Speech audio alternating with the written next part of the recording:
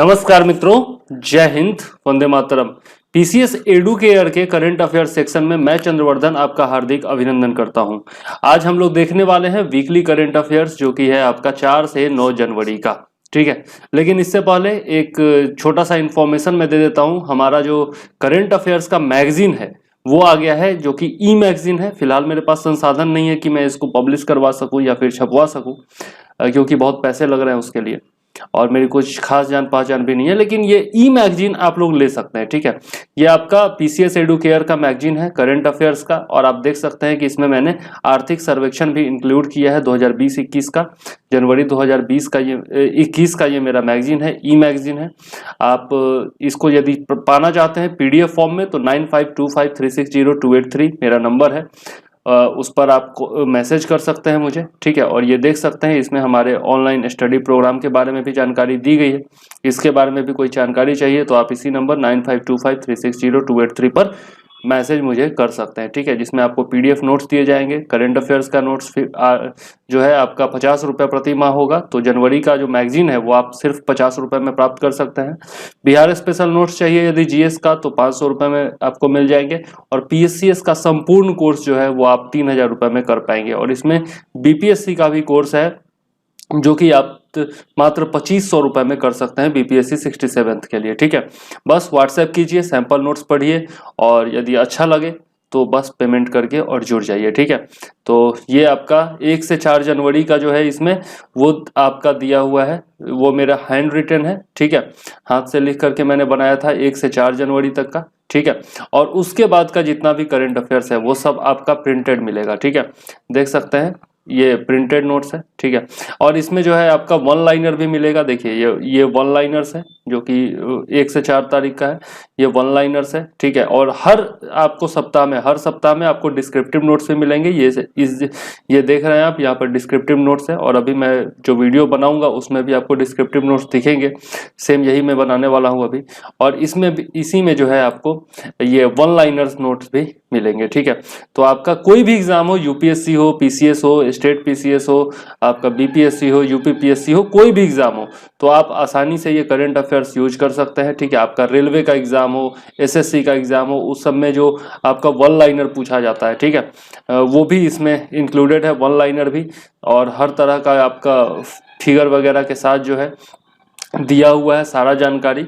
और केवल उस करंट अफेयर्स की जानकारी नहीं दी गई है, उसका जो पृष्ठभूमि है, उसके बारे में अन्य जो तथ्य हैं वो सब आपका दिया गया है। ठीक है, मतलब केवल ये नहीं बता दिया गया है कि अभी करंट में इसके बारे में क्या हुआ। जैसे यहाँ पे देख सकते हैं आप, खुले आसमान की संधि मतलब ओपन स्काईज ट्रीटी है।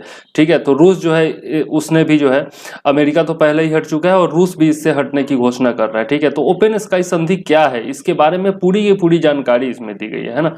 उसी प्रकार से आप देख सकते हैं राष्ट्रीय नव परिवर्तन प्रतिष्ठान है, नेशनल इनोवेशन फाउंडेशन, तो इसके बारे में भी सारी की सारी जानकारी आपको दी जा रही है। ठीक है, कोई भी टॉपिक आप देखेंगे तो उसके बारे में सारी की सारी जानकारी दी जाएगी। वन लाइनर भी आप देख सकते हैं, हर सप्ताह में जो है कम से कम आपका 70 से 80 वन लाइनर है।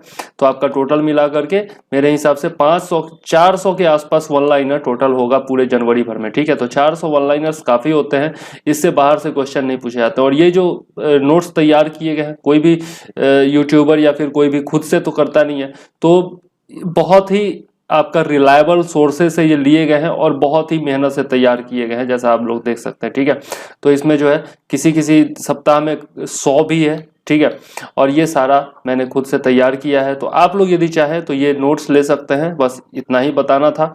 ये मैगजीन है हमारा, अभी पब्लिश नहीं करवा पा रहा हूँ, हार्ड कॉपी आपको नहीं दे पाऊंगा। वैसे कोशिश मेरी जारी है, पटना में बातचीत चल रही है, यदि बातचीत फाइनल हो जाती है तो जल्दी हार्ड कॉपी भी आपको मिल जाएगा। और वैसे आप ई मैगजीन जो है वो ले सकते हैं मुझसे। ठीक है, तो चलिए अब शुरू करते हैं अपना वीडियो और देखते हैं क्या है हमारा आज का करंट अफेयर्स। ठीक है, तो 4 से 9 जनवरी का करंट अफेयर्स हम लोग आज देखने वाले हैं। ठीक है, अब इसमें भी पहले वन लाइनर देख लेते हैं। ये डिस्क्रिप्टिव वाला जो है वो थोड़ा वीडियो लंबा हो जाता है, तो आज वैसे ही मैंने जानकारी देने में टाइम गवा दिया है, तो आज हम लोग इसका वन लाइनर देख लेते हैं और नेक्स्ट वीडियो में हम लोग जो है इसका डिस्क्रिप्टिव वाला जो पार्ट है वो देख लेंगे। ठीक है, तो आइए देखते हैं वन लाइनर सबसे पहले। यहाँ से आपका वन लाइनर शुरू है, देखिए।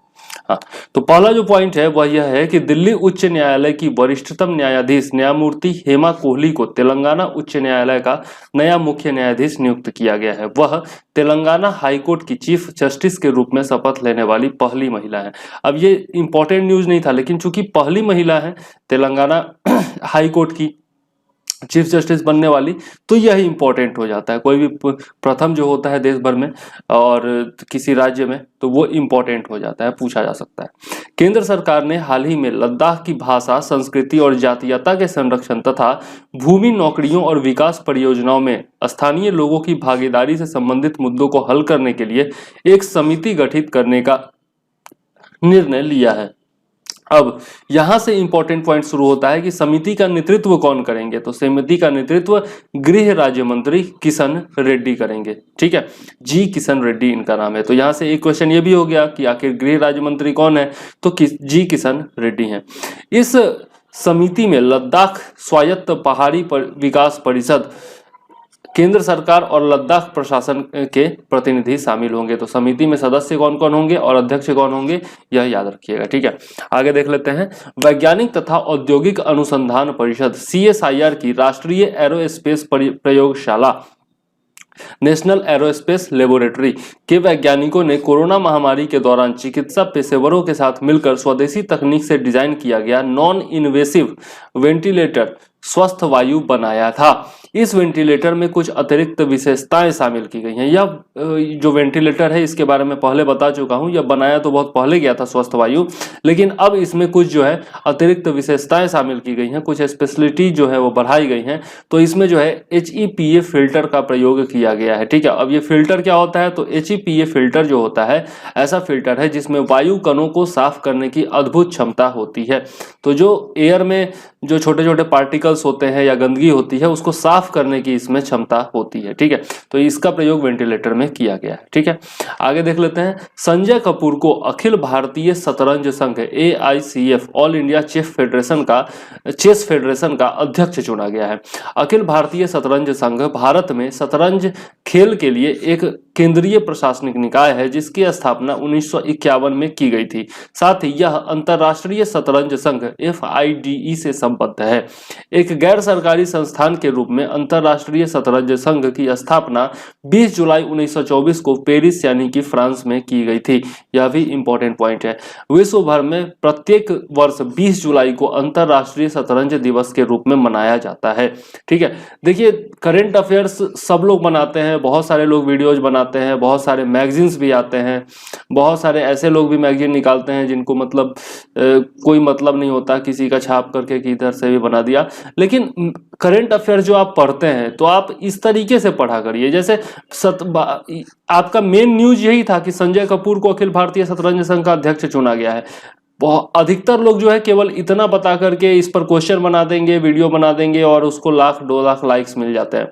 और इसी के बारे में आपको अच्छी जानकारी दी गई, 2-3 पॉइंट्स दिए गए। तो आगे यदि भविष्य में भी आपको अंतरराष्ट्रीय शतरंज संघ से कोई सवाल मिलता है, अंतरराष्ट्रीय शतरंज दिवस के बारे में पूछ लिया जाता है, तो आप आसानी से बता सकेंगे। तो कोई भी चीज आप पढ़िए तो पूरे डिटेल के साथ पढ़िए तो अच्छा लगता है। वैसे ये बोरिंग होता है, पढ़ाई बोरिंग होता है, तो मेरा वीडियो भी लोगों को बोरिंग लगता है, लेकिन आप लोगों को देखना चाहिए। कभी कभार जो है ना थोड़ा सा निराशा हो जाता है जब इतनी मेहनत से वीडियो बनाओ और आप लोग देखते नहीं हो। ठीक है, तो खैर जो भी हो, टाइम लगता है किसी भी चीज को आगे बढ़ने में और आप लोग भी समझेंगे मेरी मेहनत को, इतना मुझे उम्मीद है। आगे देख लेते हैं। अमेरिकी कांग्रेस ने हाल ही में मलाला यूसुफजई छात्रवृत्ति विधेयक पारित किया है, जिसके माध्यम से US agency for international development द्वारा पाकिस्तान में चलाए जा रहे मेरिट एंड नीड बेस्ड कार्यक्रम के तहत उच्च शिक्षा प्राप्त करने के लिए पाकिस्तानी महिलाओं को दी जाने वाली छात्रवृत्तियों की संख्या में बढ़ोतरी होगी। ठीक है, तो ये मलाला यूसुफजई छात्रवृत्ति विधेयक कहाँ पारित किया गया है, तो अमेरिका में। ठीक है, याद रखिएगा। 10 अक्टूबर 2014 को पाकिस्तान की मलाला यूसुफजई को बच्चों और महिलाओं की शिक्षा के लिए संघर्ष करने के लिए भारतीय बाल अधिकार कार्यकर्ता कैलाश सत्यार्थी के साथ संयुक्त तौर पर नोबेल शांति पुरस्कार से सम्मानित किया गया था। अब देखिए ये पॉइंट भी मैंने लिख दिया है, तो यदि आप मान लिया भूल गए होंगे कि कब दिया गया था तो आपको याद आ जाएगा कि भैया 2014 में दिया गया था, किन के साथ दिया गया था, तो कैलाश सत्यार्थी के साथ दिया गया था, है ना। तो ये पॉइंट्स जरूरी होते हैं जानने। ओके, बहुत जगह ये नहीं बताया जाता है और मुझे थोड़ा सा गुस्सा भी आता है, और यही कारण है कि मैंने ये चैनल चालू भी किया था। भारतीय बहुराष्ट्रीय दोपहिया और तिपहिया वाहन निर्माता कंपनी बजाज ऑटो 1 जनवरी 2021 को बाजार पूंजीकरण 1 लाख करोड़ रुपए क्रॉस करने के बाद दुनिया की most valuable two wheeler company बन गई है। तो दुनिया की सबसे कीमती जो है वैल्यूएबल टू व्हीलर कंपनी कौन बन गई है, तो बजाज बन गई है। और चूंकि भारतीय है इसलिए बहुत ज्यादा इंपॉर्टेंट हो जाता है क्वेश्चन। नेशनल स्टॉक एक्सचेंज पर बजाज का 2021 के पहले दिन शेयर मूल्य 3479 प्रति शेयर रहा। ये याद रखना जरूरी नहीं है। इस कारण से इसका बाजार पूंजीकरण जो हो गया वह 1 लाख करोड़ से अधिक हो गया। बजाज ऑटो न केवल टू व्हीलर सेगमेंट की सबसे मूल्यवान कंपनी है बल्कि दुनिया की पहली ऐसी टू व्हीलर कंपनी है जो इस मार्केट कैप के मामले में इस मुकाम को हासिल करने में कामयाब रही है। मतलब कोई भी इससे पहले कोई भी टू व्हीलर कंपनी जो है वह 1 लाख करोड़ से अधिक बाजार पूंजीकरण हासिल करने में सक्षम नहीं रही है। आगे देख लेते हैं। गोवा के 14 वर्षीय लियोन मेंडोका को इटली में आयोजित एक टूर्नामेंट में तीसरा और आखिरी नॉर्म जीतकर भारत के 67वें शतरंज ग्रैंड मास्टर बन गए हैं। ठीक है, तो भारत के 67वें ग्रैंड मास्टर कौन बन गए हैं जो लेटेस्ट है, तो उनका नाम है लियोन मेंडोका, और कहाँ के हैं, तो गोवा के हैं। ठीक है, मेंडोका जिन्होंने 14 साल 9 महीने और 17 दिन की उम्र में यह उपलब्धि हासिल की है, तटीय राज्य से दूसरे ग्रैंड मास्टर है। मतलब गोवा से ये दूसरे ग्रैंड मास्टर है। वह दुनिया के 29वें सबसे कम उम्र के ग्रैंड मास्टर बन गए हैं। गोवा के पहले ग्रैंड मास्टर इवाना मारिया फर्टाडो हैं जिन्होंने यह उपलब्धि 2011 में हासिल की थी। उससे पहले चेन्नई के खिलाड़ी जी आकाश जुलाई में देश के 66वें ग्रैंड मास्टर बने थे। विश्व के सबसे कम उम्र के ग्रैंड मास्टर बनने का रिकॉर्ड 12 साल 7 महीने की उम्र में इस खिताब के लिए क्वालिफाई करने वाले रूस के सरगेई कारजाकिन के नाम है, जिन्होंने 2003 में यह खिताब हासिल किया था।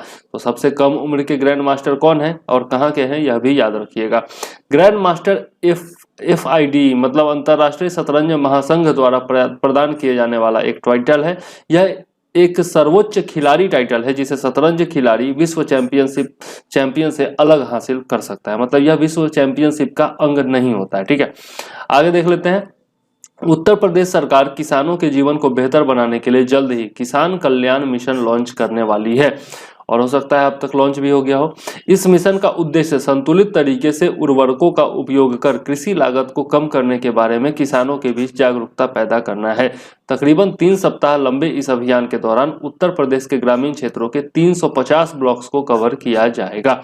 ठीक है, आगे देख लेते हैं।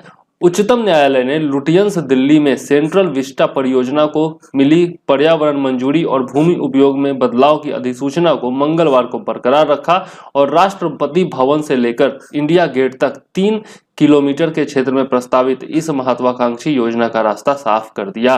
तो सुप्रीम कोर्ट ने जो है विस्टा जो है आपका सेंट्रल विस्टा परियोजना, मतलब यह जो संसद बनाया जा रहा है, नया संसद का जो निर्माण हो रहा है, उसी परियोजना को सेंट्रल विस्टा परियोजना कहा गया है। ठीक है, और इसकी घोषणा जो है सितंबर 2019 में की गई थी और इसके तहत त्रिकोण के आकार वाले नए संसद भवन का निर्माण किया जाएगा जिसमें 900 से 1200 सांसदों के बैठने की व्यवस्था होगी।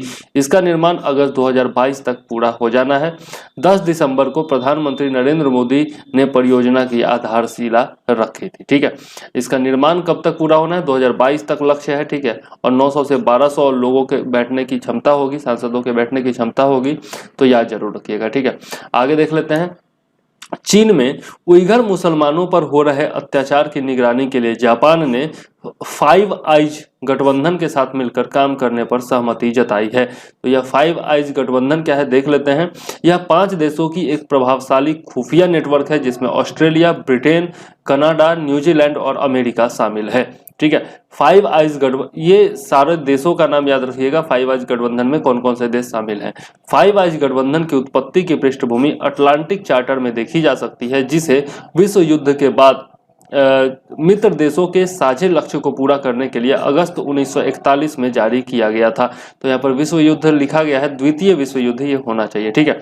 हालांकि इस खुफिया गठबंधन की औपचारिक शुरुआत 1946 में द्वितीय विश्व युद्ध के बाद हुई थी, ठीक है। तो याद रखिएगा 1946 में इसकी शुरुआत हुई थी द्वितीय विश्व युद्ध के बाद। इस गठबंधन का मुख्य उद्देश्य चीन, उत्तरी कोरिया और रूस पर नजर रखना है और उससे जुड़ी खुफिया जानकारियों को आपस में साझा करना है, ठीक है।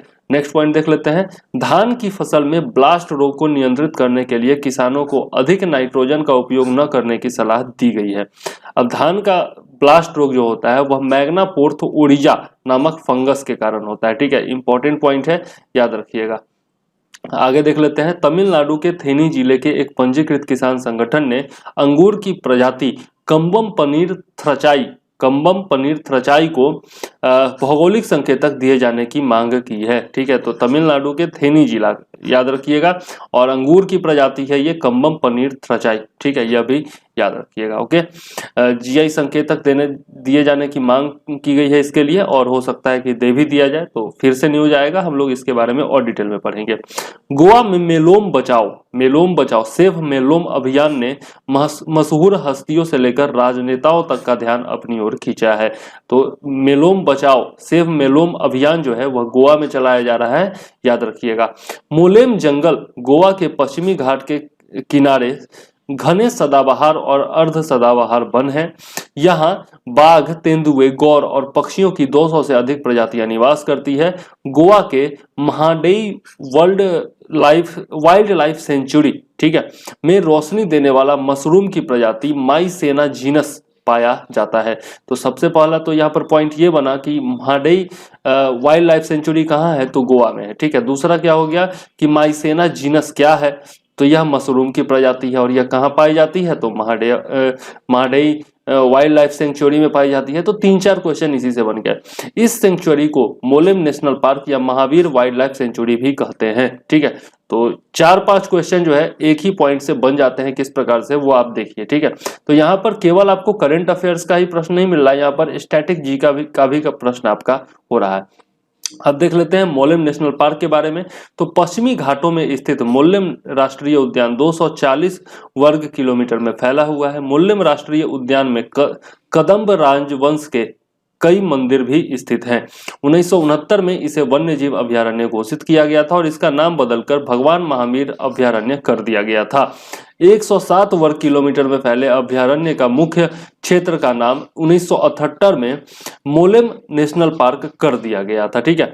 पार्क में king cobra, hump nosed pit viper, Indian rock python, Malabar pit viper सहित सांपों की कई प्रजातियां पाई जाती है।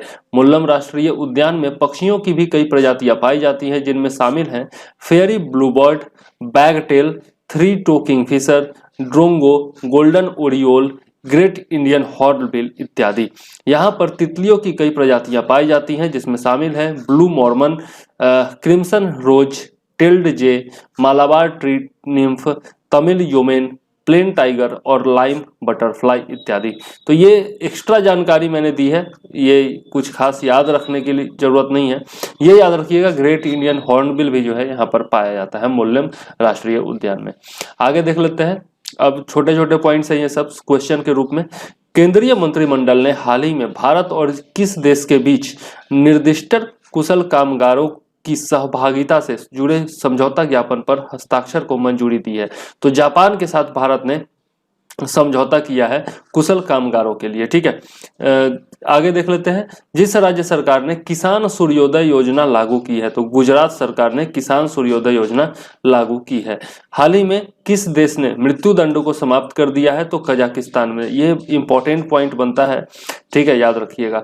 किसने वेस्टर्न डेडिकेटेड फ्रेट कॉरिडोर के 306 किलोमीटर लंबे रेवाड़ी मदार खंड का उद्घाटन किया है, तो प्रधानमंत्री नरेंद्र मोदी ने, ठीक है। यह पूछा जा सकता है, हरियाणा वाले जितने भी हैं, ये चूंकि रेवाड़ी से रिलेटेड है, रेवाड़ी मदार खंड, तो याद रखिएगा, ठीक है। आगे देख लेते हैं। भारत के जिस देश ने मध्यम रेंज की सतह से हवा में मार करने वाली मिसाइल MR RSAM रक्षा प्रणाली का सफलतापूर्वक परीक्षण किया है? तो इजराइल, ठीक है। तो इजराइल के साथ भारत ने इस रक्षा प्रणाली का सफल परीक्षण किया है, याद रखिएगा। हाल ही में जिस देश ने वर्ष 2015 के परमाणु समझौते का उल्लंघन करते हुए एक भूमिगत इकाई में 20% तक यूरेनियम का संवर्धन शुरू कर दिया है, तो ईरान ने, ठीक है। JCPOA, ठीक है, JCPOA joint comprehensive plan of action इसका नाम है, ठीक है। JCPOA, इसी का उल्लंघन जो है ईरान ने किया है। अमेरिका इससे अलग हो चुका है। हालांकि अभी ताज़ा न्यूज ये है कि जो बाइडेन ने ऐसा कहा है कि अगर ईरान अपनी हरकतों को सुधार दे और परमाणु कार्यक्रम जो है अपना सपना त्याग दे परमाणु कार्यक्रम का, तो हम लोग फिर से जो है JCPOA में शामिल हो जाएंगे, ठीक है। जो बाइडेन ने ऐसा कहा है। हाल ही में किसने भारतीय सेना की मानवाधिकार सेल के प्रथम अतिरिक्त महानिदेशक, यानी कि मानवाधिकार महानिदेशक जो है उनका पदभार संभाला है? भारतीय सेना की मानवाधिकार निदेशक, सीधा याद रखिएगा, तो major general Gautam Chauhan. Important point है, याद रखिएगा, ठीक है। और ये प्रथम महानिदेशक है, तो याद रखिएगा, इंपॉर्टेंट बहुत ज्यादा बन जाता है, ठीक है। खास करके डिफेंस का एग्जाम यदि आप दे रहे हैं तो उसमें पूछा सकता है, NDA वगैरह में। संयुक्त राष्ट्र सुरक्षा परिषद UNSC में अस्थायी सदस्य के तौर पर भारत का जितने साल का कार्यकाल 4 जनवरी 2021 से शुरू हो गया है, तो 2 साल का कार्यकाल होता है, ये तो सब लोग जानते हैं, UN के बारे में मैं बता चुका हूं पहले भी। तो 2 साल का कार्यकाल जो है वह भारत का शुरू हो गया है 4 जनवरी 2021 से। आगे देख लेते हैं, हेमा कोहली ने किस राज्य के चीफ जस्टिस के रूप में शपथ ली है? तो तेलंगाना के। प्रवासी भारतीय दिवस किस दिन मनाया जाता है? तो 9 जनवरी को मनाया जाता है, क्योंकि इसी दिन जो है गांधी जी वापस आए थे दक्षिण अफ्रीका से, ठीक है। जिस राज्य के मुख्यमंत्री नवीन पटनायक ने भुवनेश्वर में देश के पहले फायर पार्क का ऑनलाइन लोकार्पण किया? तो उड़ीसा, ठीक है, उड़ीसा या ओडिशा इसका नया नाम हो गया है, याद रखिएगा, ठीक है। और भारत का पहला फायर पार्क है, इसके बारे में हम लोग डिटेल में भी पढ़ेंगे जब इसी सप्ताह का हम लोग डिटेल में करंट अफेयर्स विश्लेषण करेंगे, तो उसमें हम लोग फायर पार्क के बारे में देखने वाले हैं डिटेल में। कोरोना महामारी के बीच दक्षिण कोरिया और जिस देश ने संयुक्त रूप से वायुसेना अभ्यास किया? तो अमेरिका ने, ठीक है। तो दक्षिण कोरिया और अमेरिका ने युद्धाभ्यास किया है। ब्लूमबर्ग की तरफ से जारी की जाने वाली अरबपतियों की सूची में दुनिया के सबसे अमीर व्यक्ति कौन बन गए हैं? तो एलन मस्क बन गए हैं, ठीक है। एलन मस्क कौन है आप बताइएगा, ठीक है, कमेंट में जरूर बताइएगा। बराबर चर्चा में रहते हैं और कई बार मैं भी आपको बता चुका हूं, ठीक है। आपको इतना बता देता हूं कि इसरो के कंपटीशन की कंपनी है, ठीक है। जो काम इसरो करती है वही काम इनकी भी कंपनी करती है। आगे देख लेते हैं, केंद्र सरकार ने लद्दाख में सिंधु नदी पर 144 मेगावाट की जितने जल विद्युत परियोजनाओं को मंजूरी दी है? तो लद्दाख में 8 जल विद्युत परियोजनाएं लगाई जा रही हैं और उनका टोटल जो आपका उत्पादन क्षमता है वह है 144 मेगावाट, याद रखिएगा। हाल ही में जिस मशहूर फैशन डिजाइनर का तमिलनाडु के कोयम्बटूर में निधन हो गया? तो सत्यपॉल का। तो क्वेश्चन इससे इस तरह से बन सकता है कि सत्यपॉल जिनका हाल ही में निधन हो गया है वो किस फील्ड से थे, किस क्षेत्र से संबंधित हैं, और उसमें 4 ऑप्शन आपका दे देगा, तो उसमें आपको फैशन डिजाइनर सही उत्तर होगा। आगे देख लेते हैं, केंद्र सरकार ने वित्त वर्ष 2020-21 में GDP की विकास दर कितने प्रतिशत रहने का अनुमान लगाया है? तो यह है 7.7%। केंद्र सरकार ने जम्मू कश्मीर के विकास के लिए जितने करोड़ रुपए की मंजूरी दी है? तो 28,400 करोड़ रुपए। यह कुछ खास इंपॉर्टेंट नहीं है, पूछा नहीं जा सकता है। आगे देख लेते हैं, जिस राज्य सरकार ने हाल ही में घोषणा की कि वह तमिल भाषा और संस्कृति की रक्षा के लिए एक तमिल अकादमी की स्थापना करेगी? तो दिल्ली। तो याद रखिएगा, तमिल अकादमी की स्थापना कहाँ होने वाली है? दिल्ली में। वैसे तमिल अकादमी का नाम सुन करके और सीधा वहां तमिलनाडु में चले जाइएगा, ठीक है। आगे देखते हैं, विश्व ब्रेल दिवस किस दिन मनाया जाता है? तो 4 जनवरी को मनाया जाता है और इसके बारे में डिटेल से हम लोग देखने वाले हैं। वियतनाम ने हाल ही में अपनी आकर्षक कीमतों के कारण जिस देश से खाद्यान्न विशेषकर चावल खरीदना शुरू किया है? तो भारत से, ठीक है। वियतनाम ने भारत से हाल ही में चावल खरीदना शुरू किया है, तो याद रखिएगा। जिसने वीडियो कॉन्फ्रेंसिंग के माध्यम से 5 जनवरी को कोच्चि मंगलुरु प्राकृतिक गैस पाइपलाइन योजना का उद्घाटन किया? तो प्रधानमंत्री नरेंद्र मोदी, ठीक है। तो कोच्चि मंगलुरु प्राकृतिक गैस पाइपलाइन का हाल ही में उद्घाटन हुआ है, याद रखिएगा। जिस राज्य के पोंग बांध में रहस्यमय परिस्थितियों में 1700 से अधिक प्रवासी पक्षियों की मृत्यु हो गई, तो हिमाचल प्रदेश। और चूंकि प्रवासी पक्षियों की मृत्यु हुई है तो बड़ा न्यूज है, ठीक है। और इस यहाँ पर एक क्वेश्चन ये भी बनता है कि पोंग बांध कहाँ स्थित है, तो हिमाचल प्रदेश में स्थित है, तो स्टैटिक का भी क्वेश्चन हो गया। आगे देख लेते हैं, अखिल भारतीय शतरंज महासंघ के नए अध्यक्ष कौन बन गए हैं, तो डॉक्टर संजय कपूर बन गए हैं। इसके बारे में डिटेल से हम लोग देखने ही वाले हैं। जिस राज्य सरकार ने ओलंपिक में स्वर्ण पदक जीतने वाले खिलाड़ियों को 3 करोड़ रुपए देने की घोषणा की है, तो राजस्थान सरकार। बहुत ही इंपॉर्टेंट पॉइंट है, ठीक है। 3 करोड़ रुपए दिए जा रहे हैं तो मामूली चीज नहीं है। आगे देख लेते हैं, वह देश जिसने हाल ही में पाकिस्तानी महिलाओं के लिए मलाला यूसुफजई अधिनियम पारित किया है, तो यह है अमेरिका। जिस केंद्रीय मंत्री ने वर्चुअल एग्री इंडिया हैथॉन 2020 का उद्घाटन किया है, तो नरेंद्र सिंह तोमर। अब कृषि मंत्री हैं तो यही ना, कृषि से जुड़ा हुआ कोई भी आपका योजना होगा तो यही करेंगे, समारोह का उद्घाटन यही करेंगे। तो भैया हैकाथॉन है, एग्री इंडिया हैकाथॉन 2020, ठीक है, याद रखिएगा। आगे देखते हैं, वह देश जिसने हाल ही में हिंद महासागर में पानी के अंदर ड्रोन का एक बेड़ा तैनात किया है, तो ये उटपटांग काम जो है वो चीन ही कर सकता है। हाल ही में जिस देश ने अपने राष्ट्रगान में एक शब्द को बदल दिया है, तो यह है ऑस्ट्रेलिया, ठीक है। यह इंपॉर्टेंट पॉइंट बन जाता है, याद रखिएगा। जिस देश के प्रतिष्ठित गायक गेरी मार्सडन का 78 वर्ष की उम्र में निधन हो गया है, तो वो है इंग्लैंड के, ठीक है। और तो पूछा जा सकता है कि गेरी मार्सडन जिनका हाल ही में निधन हुआ था वो कौन थे, तो प्रतिष्ठित गायक थे, कहाँ के, तो इंग्लैंड के। केंद्रीय खेल मंत्री किरण रिजिजू ने हाल ही में जिस शहर में असम राइफल्स पब्लिक स्कूल का खेलो इंडिया स्पोर्ट्स स्कूल के रूप में शुभारंभ किया, तो यह है शिलांग, मेघालय, ठीक है, याद रखिएगा। आगे देख लेते हैं, भारत में ब्रिटेन का उच्चायुक्त किसे नियुक्त किया गया है, तो Alexander Ellis. Alexander Ellis. Bharat और ब्रिटेन संबंध के बारे में बहुत बार मैं बता चुका हूं, ठीक है। डिस्क्रिप्टिव नोट देखते रहिए तो आपको आगे भी पता चलता रहेगा। जिस राज्य के खंडवा जिले में नर्मदा नदी पर बन रहे 600 मेगावाट वाले विश्व के सबसे बड़े तैरते हुए सोलर ऊर्जा परियोजना से वर्ष 2022-23 से सौर ऊर्जा मिलने लगेगी, तो मध्य प्रदेश, ठीक है। इसके बारे में भी हम लोग डिटेल से पढ़ने वाले हैं, ठीक है। फ्लोटिंग सोलर प्लांट है ये। हाल ही में जिस राज्य सरकार ने बर्ड फ्लू के कारण एवियन इन्फ्लुएंजा वायरस के बढ़ते प्रकोप को देखते हुए आपदा घोषित कर दिया है, तो यह है केरल, ठीक है। यह हो सकता है पूछ दिया जाए, लेकिन ज्यादा उम्मीद नहीं है, ठीक है। आरबीआई ने हाल ही में जुर्माना वसूली और संग्रह गतिविधियों समेत विभिन्न दिशा निर्देशों के उल्लंघन को लेकर जिस पर 2.5 करोड़ रुपए जुर्माना लगाया है, तो बजाज फाइनेंस लिमिटेड, ठीक है। और बैंकिंग वाले लोग जो है वो जरूर याद रखिएगा जो बैंकिंग का तैयारी करते हैं। आगे देख लेते हैं, सेंट्रल बैंक ऑफ इंडिया और NAB फाउंडेशन, या जो कि नाबार्ड की एक सहायक कंपनी है, इन दोनों के तहत सैनिटरी पैड बनाने के लिए महिला स्वयं सहायता गुट को कार्यशील पूंजी वित्त प्रदान करने के लिए एक समझौता ज्ञापन पर हस्ताक्षर किया गया है। तो इसके परियोजना का क्या नाम है, माई पैड माई राइट परियोजना। बहुत ही इंपॉर्टेंट पॉइंट हो जाता है, ठीक है। महिला सशक्तिकरण से जुड़ा हुआ मुद्दा है, महिला सुरक्षा से जुड़ा हुआ मुद्दा है, तो याद रखिएगा। पहला शहर जो भारत सरकार समर्थित विज्ञान एवं प्रौद्योगिकी मेगा क्लस्टर स्थापित करेगा, तो वो है हैदराबाद। तो यह देश का पहला शहर है जो ऐसा करने वाला है, इसलिए याद रखिएगा। इतिहास में प्रथम बार परमाणु हथियारों का निषेध संबंधित संधि कब लागू होगी, और वह रासायनिक हथियार सम्मेलन और जैविक हथियार सम्मेलन के साथ शामिल होगा।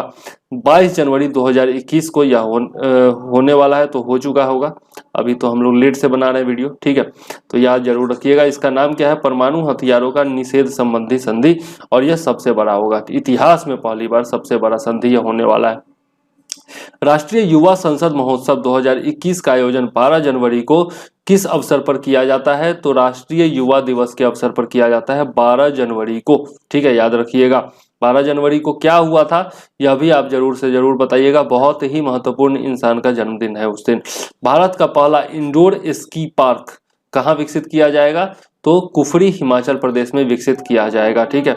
इंपॉर्टेंट पॉइंट है। स्कीइंग क्या होता है, आप देखते होंगे 2 डंडा लेकर के और पहाड़ पर लोग फिसलते रहते हैं, पैर में लगा लेते हैं एक स्ट्रिप और उसी पर फिसलते रहते हैं, उसको स्कीइंग कहा जाता है। तो ये भारत का पहला इंडोर स्की पार्क होगा, ठीक है।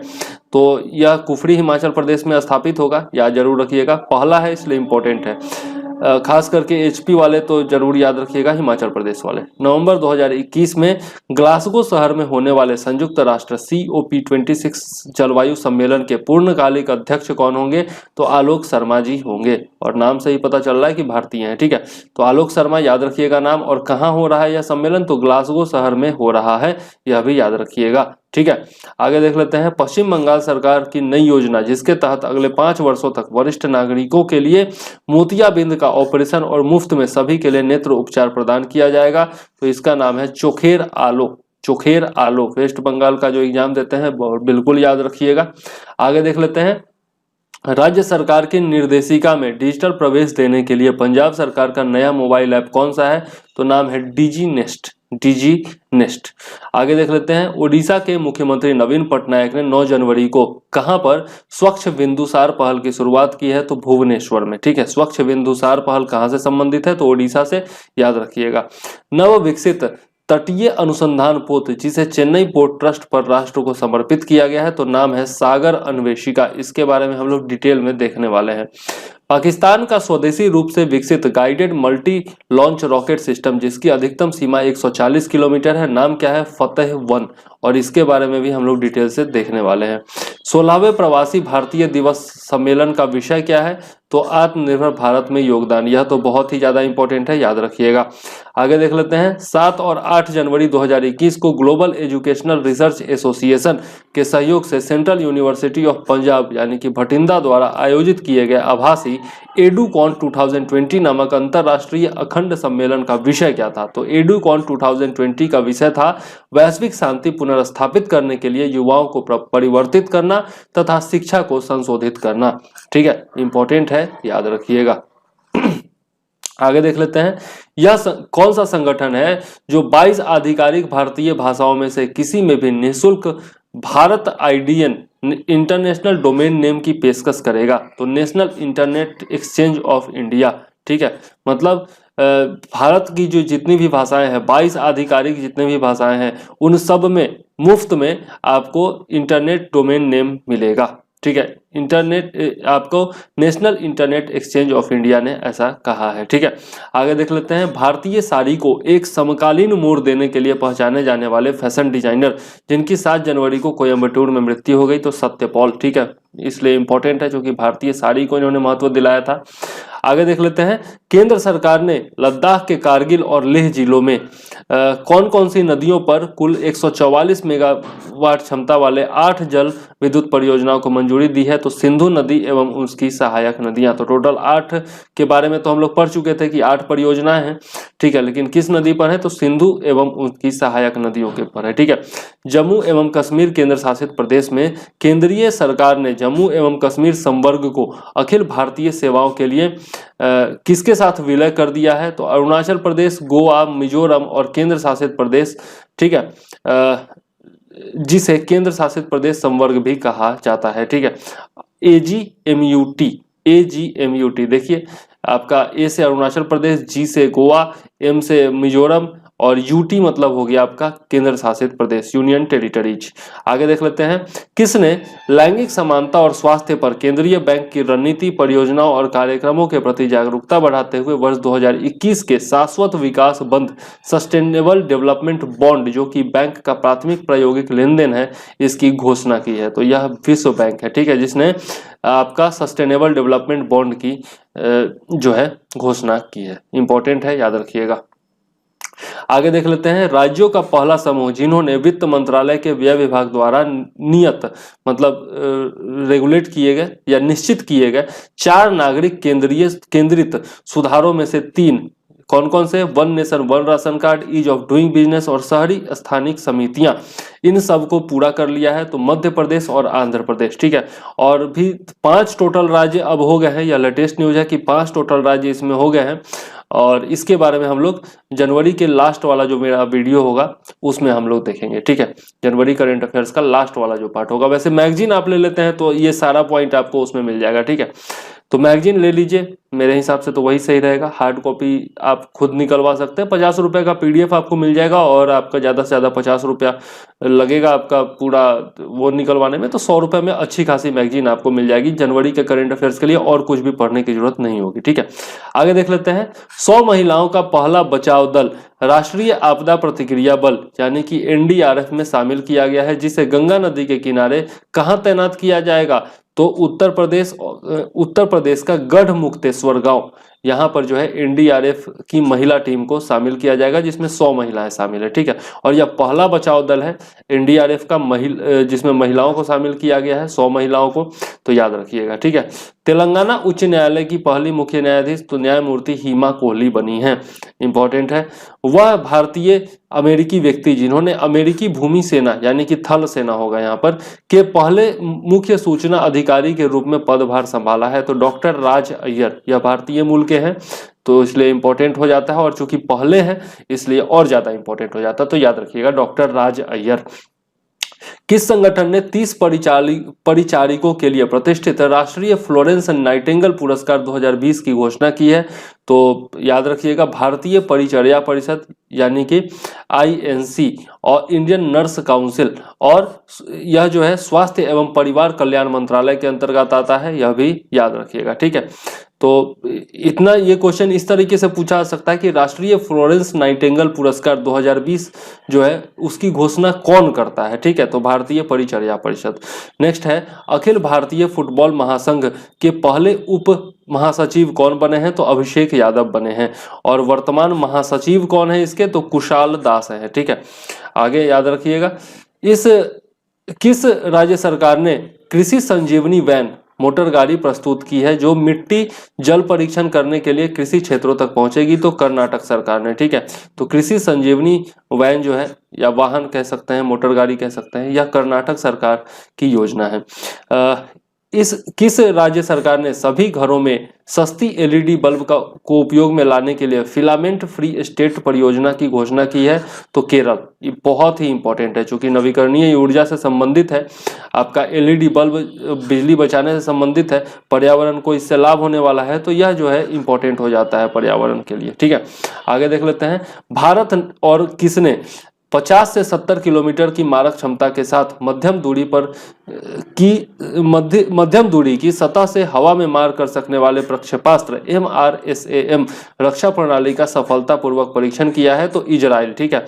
और यह जो है आपका MRSAM प्रणाली जो है वह आपका एरो इंडिया 2021 आपका जो एयर शो होने वाला है, आज ही उसका उद्घाटन हुआ है 3 फरवरी को, तो उसमें आपका इसका भी प्रदर्शन किया जाएगा। और इसके बारे में, एरो इंडिया के बारे में अभी थोड़ी देर पहले मैंने एक वीडियो अपलोड किया है, तो वो वीडियो जरूर देखिए, ठीक है। उसमें आपको बहुत सारे नए जानकारियां जरूर मिलेंगी, ठीक है, डिफेंस सेक्टर के बारे में। भारत में पहला शहरी सहकारी बैंक UCB जो RBI की स्वैच्छिक संक्रमण योजना के तहत एक लघु वित्त बैंक में परिवर्तित हुआ है, तो भारत का पहला है शहरी सहकारी बैंक, ठीक है। तो इसलिए जरूर से जरूर याद रखिएगा शिवालिक मर्केंटाइल कोऑपरेटिव बैंक, ठीक है, जिसको कि शिवालिक स्मॉल फाइनेंशियल बैंक में बदल दिया गया है। तो यह VPI पॉइंट है, खास करके बैंकिंग वाले तो निश्चित रूप से याद रखिए, और बाकी लोग भी याद रखिए, क्योंकि भारत का पहला ये सहकारी बैंक है, ठीक है, शहरी सहकारी बैंक। आगे देख लेते हैं, भारतीय रिजर्व बैंक ने 250 करोड़ रुपए के प्रारंभिक योगदान के साथ एक क्या तैयार किया है जिसके माध्यम से स्तर 3 से स्तर 6 केंद्र और उत्तर पूर्वी राज्यों में पॉइंट ऑफ सेल अवसंरचना को तैनात करने के लिए प्रोत्साहित किया जाएगा? तो भुगतान अवसंरचना विकास निधि, पेमेंट इंफ्रास्ट्रक्चर डेवलपमेंट फंड जो है यह बनाया गया है, किसके? भारतीय रिजर्व बैंक ने बनाया है, ठीक है। और यह 250 करोड़ रुपए का है, यह भी याद रखिएगा, ठीक है, निश्चित रूप से याद रखिएगा, खास करके बैंकिंग वाले। आगे देख लेते हैं, विश्व बैंक के ग्लोबल इकोनॉमिक प्रोस्पेक्ट्स प्रतिवेदन के अनुसार वित्तीय वर्ष 2020-21 में भारतीय अर्थव्यवस्था का कितने प्रतिशत की दर से घटने का अनुमान है? तो यह 9.6%, ठीक है। ये सब बदलते रहता है, अगर तो मेरे हिसाब से तो पूछा नहीं जाना चाहिए, वैसे किसी किसी एग्जाम में पूछ भी देता है। विश्व बैंक के अनुसार वर्ष 2021 में भारतीय अर्थव्यवस्था में वृद्धि का अनुमान कितना लगाया गया है? तो 5.4%, ठीक है। और हमारा जो अभी आर्थिक सर्वेक्षण आया है उसमें 11% की दर से बढ़ने का अनुमान लगाया गया है, ठीक है। वर्ष 2020 में प्रसार भारती के डिजिटल चैनलों ने कितने में 100% से अधिक वृद्धि दर्ज की है। ठीक है, तो डीडी और आकाशवाणी, दूरदर्शन और आकाशवाणी ने 100% से अधिक की वृद्धि दर्ज की है। तो अच्छी बात है, जहां सभी सरकारी प्रतिष्ठान जो हैं वो आपके घाटे में चल रहे हैं वहां पर इसने जो है 100% ग्रोथ दिखाया है, तो बहुत अच्छी बात है। आदिवासी मामलों के मंत्रालय के तहत कार्य करने वाला कौन? उत्तर पूर्वी क्षेत्रों से समृद्ध और पारंपरिक आदिवासी उत्पादों को बढ़ावा देने के लिए एक सफल विपणन और माल परिवहन हस्तक्षेप को लागू करने के लिए उत्तर पूर्वी क्षेत्र विकास मंत्रालय और इंडिया पोस्ट के साथ सहयोग करेगा। तो ट्राइफेड जो है यानी कि भारतीय आदिवासी सहकारी विपणन विकास महासंघ, यह जो है आपका समझौता करने वाला है किसके साथ? तो उत्तर पूर्वी क्षेत्रीय विकास संघ और इंडिया पोस्ट के साथ यह आपका समझौता करेगा उत्तर पूर्वी क्षेत्रों के समृद्ध और पारंपरिक आदिवासी उत्पादों को बढ़ावा देने के लिए। ठीक है, अब ट्राइफेड और इंडिया पोस्ट कहां पर डाक कार्यालय में एक आदिवासी प्रदर्शनी की मेजबानी के लिए सहयोग स्थापित करेंगे? तो अहमदाबाद गुजरात में। तो याद रखिएगा कि ट्राइफेड और इंडिया पोस्ट मिलकर के अहमदाबाद गुजरात में आदिवासी प्रदर्शनी आयोजित करेंगे। ठीक है, आगे देख लेते हैं। बंदरगाह, नौवहन और जल मार्ग मंत्रालय सागरमाला सी प्लेन सेवा के संयुक्त विकास और संचालन की प्रक्रिया शुरू कर रहे हैं, जिसे कौन सी कंपनी के साथ एक विशेष उद्देश्य वाहन यानी कि स्पेशल पर्पस व्हीकल बनाकर चलाया जाएगा? तो Sagarmala development company limited. Important point है, याद रखिएगा। ठीक है, सागरमाला सी प्लेन सेवा। ओके, भारत पहला राज्य जिसने वर्ष 2021 में श्रम विभाग में मनरेगा में 100 दिनों तक काम करने वाले 20 लाख से अधिक श्रमिकों का पंजीकरण किया है, तो उत्तर प्रदेश सरकार। तो योगी जी ने कमाल कर दिया भाई इसमें। तो याद रखिएगा, उत्तर प्रदेश वाले खास करके याद रखिएगा। आगे देख लेते हैं, यह पहला राज्य ऐसा बना है, तो बिल्कुल ही महत्वपूर्ण हो जाता है। किस विश्वविद्यालय ने भारतीय मुख्य न्यायाधीश CJI chief justice of India Sharad Arvind Bobde को डायरेक्टरेट ऑफ लॉ LLD से सम्मानित करने का निर्णय लिया है? तो राष्ट्र संत तुकरोजी महाराज नागपुर विश्वविद्यालय। राष्ट्र संत तुकरोजी महाराज नागपुर विश्वविद्यालय ने जो CJI है भारत के, शरद अरविंद बोबड़े को डायरेक्टरेट ऑफ लॉ से सम्मानित करने का निर्णय लिया है। बहुत ही इंपॉर्टेंट पॉइंट है। अब देख लेते हैं कि किस राज्य के 5 जिलों में ट्राई फूड पार्क की स्थापना के लिए मिलकर काम करने हेतु ट्राइफेड और अखिल भारतीय वनवासी कल्याण केंद्र के बीच समझौता ज्ञापन पर हस्ताक्षर किया गया है? तो मध्य प्रदेश में। ठीक है, तो याद रखिएगा, इंपॉर्टेंट है। आगे देख, ट्राई फूड पार्क कहां पर स्थापित किया जाएगा? तो मध्य प्रदेश में। सीधा इतना याद रखिए। पहला देश जो ब्रिटेन में निर्मित कोरोना वायरस स्ट्रेन को प्रयोगशाला में पनपाने में सफल हुआ है? तो भारत। ठीक है, बहुत बड़ा यह अचीवमेंट है, तो इसलिए जरूर याद रखिएगा। तो इस प्रकार से हम लोगों ने देखा 4 से लेकर के 10 तारीख तक का वन लाइनर करेंट अफेयर्स।